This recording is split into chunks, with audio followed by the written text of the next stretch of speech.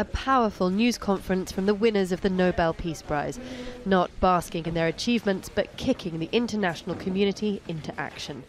Not a single ISIL fighter has been brought to court. We haven't seen this. Perhaps it will be a different group that commits these crimes if there is no justice. We will continue to see this injustice in the world if this is not dealt with now. Nadia Murad knows firsthand the injustice of ISIL, seen here returning to her village in northern Iraq.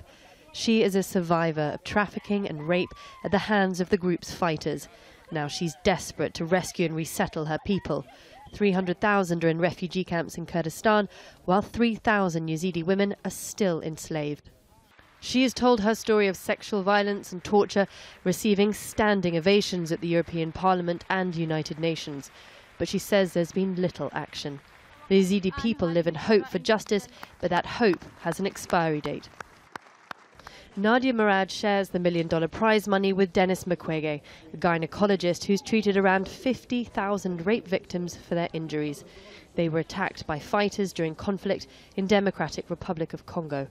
Mukwege has pioneered new surgeries to treat the women and rehabilitate them with physical, psychological and economic support.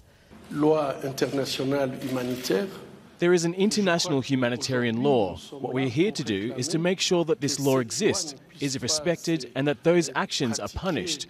We need an impartial application of the law. The problem we have in the Democratic Republic of Congo is a problem with the post-conflict situation.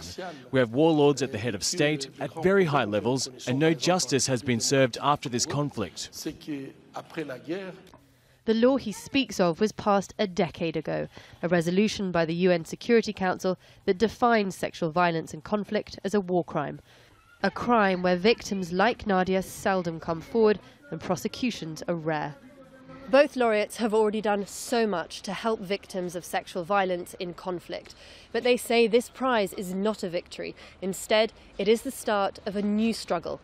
And they hope that the attention it brings will be matched with action. The Nobel Peace Prize will open doors previously closed to these two campaigners, but it's not congratulations they want, but change. Charlie Angela, Al Jazeera, Oslo.